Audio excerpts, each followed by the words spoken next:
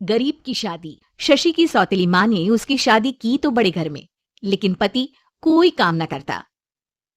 आप ससुर जी के साथ काम पर क्यों नहीं जाते?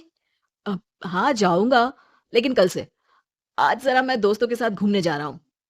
शशि के दो बच्चे होते हैं, लेकिन रमेश का हाल वैसा का वैसा ही रहता है।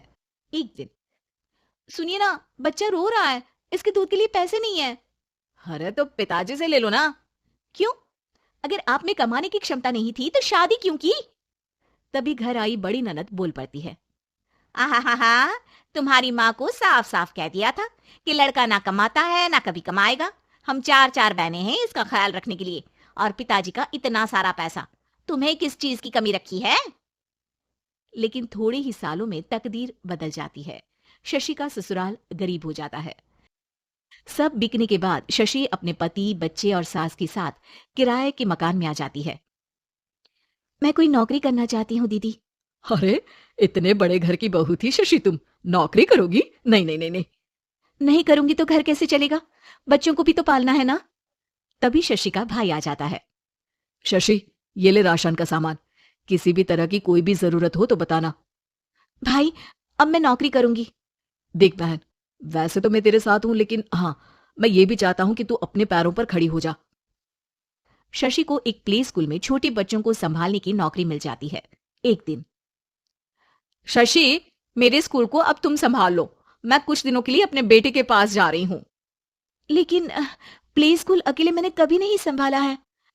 अब ये सब मैं नहीं जानती, इतने महीनों में तूने जो देखा बस पूरे आत्मविश्वास के साथ उसे करना। शशि नीलम के जाने के बाद पूरे एक महीने उसका स्कूल अकेले संभालती है, और फिर एक दिन आता है जब वो अपना खुद का स्कूल भी खोल लेती है। वाह शशि, तुमने आज मेरा सर गर्व से ऊंचा कर दिया। तुम्हारा यही आत्मविश्वास तुम्हें बहुत आगे ले जाएगा। नीलम, बहुत आगे जाने की चाह नहीं है, बस ये छोटा सा स्कूल मेरे बच्चों की अच्छी शिक्षा में मेरी मदद करे, यही मैं चाहती हूँ। शशि थोड़े थोड़े पैसों से ही अपना परिवार पाल रही थी। एक दिन उसके घर उसकी बड़ी ननद आती है। अरे भाभी, घर में कूलर तो लगा लेती, मेरी माँ को कैसे पंखे में लिटा रखा है? अरे तो शशि कौन सा एसी लगा कर सो रही है, वो भी तो यहीं रहती है ना मेरे पास। ज्यादा यहाँ आकर मेरी बहू को परेशान ना किया करो। हाँ हाँ, मुझे भी शौक नहीं है इस छोटे से घर में आने का। मैं तो बस ये बोलने आई थी कि मेरे बेटे की शादी है तो ननिहाल का जो नेग होता है वो ले आना। हाँ हाँ, जितना बनेगा कर देंगे, और ना हुआ ना तो वो भी नहीं करेंगे। तभी शशि बोल पड़ती है। अरे नहीं नहीं माँ जी, रीटा घर की बेटी है, उसके ससुराल वाले उससे शादी पर पूछेंगे कि मायके से क्या मिला। रीटा, तुम मुझे सामान की लिस्ट भेज देना, मैं पूरी कोशिश करूंगी कि तुम्हारी हर डिमांड को पूरा करें। अच्छा, मैं खाना लगाती हूँ। शशि ये बोलकर किचन में चली जाती है। धीरे धीरे कर शशि किसी न किसी तरह अपनी सारी ननदों की डिमांड भी पूरी करती, बच्चों की ख्वाहिशें भी, और उनकी पढ़ाई के लिए पैसे जोड़ती। एक दिन जब शशि का बेटा 12वीं पास करके आता है। माँ, अब तुझे काम करने की जरूरत नहीं है, मैं अब कोई ना कोई नौकरी करके पढ़ाई भी साथ कर लिया करूंगा। शशि को लगता है कि बेटा और आगे पढ़ाई करे, लेकिन वक्त की मार के कारण वो बेटे को काम के लिए हाँ कर देती है। अब बेटा एक बैंक में चपरासी बन जाता है। लड़का, देखने में तो बड़ा अच्छा है, अंग्रेजी भी पटर पटर बोलता है, फिर चपरासी क्यों? लड़का सारी बात मैनेजर को बता देता है। अच्छा, तो मैं तुझे एक मौका देता हूँ, तू यहाँ रहकर दूसरे डिपार्टमेंट का भी काम सीख। अगर तू किसी एक का भी काम अच्छे से सीख गया तो मैं तुझे यहाँ टेबल चेयर में बैठने वाली नौकरी दे दूंगा। लेकिन एक दिन शशि की ननद उसे फोन करती है।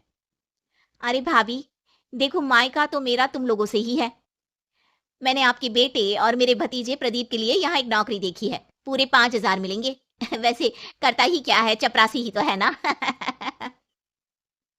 कोई बात नहीं रीटा, मैं उसे इस शहर के बाहर नहीं भेजना चाहती हूँ, बाकी वो शाम को आएगा तो मैं पूछ लेती हूँ। वहीं प्रदीप मैनेजर की बात से खुश हो जाता है और मैनेजर के काम पर ही नजर रखने लगता है। वो उनकी तरह के पेपर पढ़ता, काम करता और आने वाले लोगों की बातें सुनता। एक दिन बैंक में ऑडिट वाले आते हैं। ये गलत है, पूरी बैलेंस शीट नहीं मिल रही है, कहीं ना कहीं गड़बड़ है। ए मैनेजर, क्या करते हो? बैंक के पैसों का हिसाब सही नहीं है। मैनेजर के पसीने छूट जाते हैं। तभी प्रदीप वहां जाता है। अब क्या मैं ये बैलेंस शीट देख सकता हूँ? अरे बेटा, मजाक नहीं, जाओ पानी लेकर आओ एक गिलास। प्रदीप मैनेजर को पानी लाकर देता है और फिर ऑडिटर से कहता है, देखिए सर, मैं आपको बता सकता हूँ कि कैसे बैलेंस शीट को आप लोग गलत तरीके से जोड़ रहे हैं। ऐसा बोलकर प्रदीप एक एक कर सारे डाउट क्लियर कर देता है। अरे हाँ, ये तो पॉइंट हमने देखे ही नहीं थे। गुड, कौन है ये बच्चा?